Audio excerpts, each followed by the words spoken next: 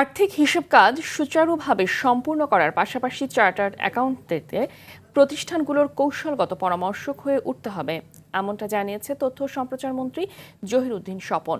দুপুরে রাজধানীর এক হোটেলে institute of chartered account of বাংলাদেশের 22তম সমাবর্তন অনুষ্ঠানে তিনি কথা বলেন। আর্টিফিশিয়াল ইন্টেলিজেন্সের এই সময়ে চ্যালেঞ্জ মোকাবেলায় দেশের জন্য কাজ করার আহ্বান জানান মন্ত্রী।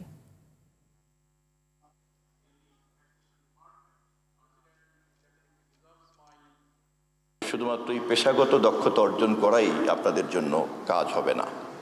আপনাদের জন্য আমি বিশ্বাস করি নতুন ইকোসিস্টেমের যে নতুন চ্যালেঞ্জ, এই চ্যালেঞ্জকে আলিঙ্গন করা এবং এই চ্যালেঞ্জকে সাথে নিয়ে সভ্যতাকে, নিজের দেশকে এবং নিজের পেশাকে একই সাথে আপনাদেরকে সমৃদ্ধ করতে হবে।